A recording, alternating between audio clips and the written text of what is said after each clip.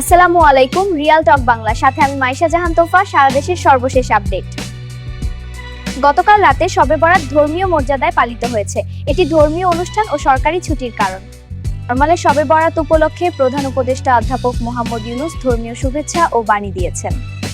শবে বরাত উপলক্ষে বেতার ও টিভিতে ইসলামিক অনুষ্ঠান ও প্রার্থনা সম্প্রচার হবে।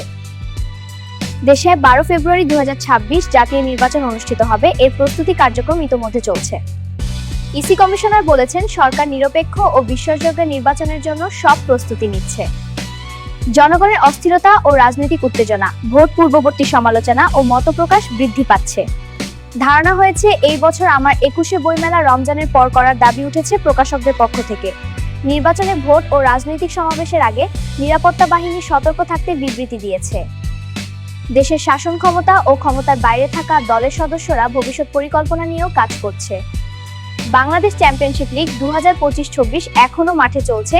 আগামীকালও ম্যাচ হতে পারে। বাংলাদেশ হাইকোর্ট নারী ক্রিকেটারদের নিরাপত্তা নিয়ে বাংলাদেশ ক্রিকেট বোর্ডকে কঠিন প্রশ্ন তুলেছে।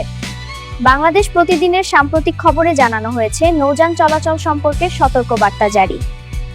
এই কথাগুলো যদি আপনাকে একটুও ভাবতে শেখায়, তাহলে আমার কথা বলা সার্থক। শেষ করছি রিয়াল টক বাংলা। দেখা হবে আগামী ভিডিওতে। ভালো থাকুন, সুস্থ থাকুন। আল্লাহ হাফেজ।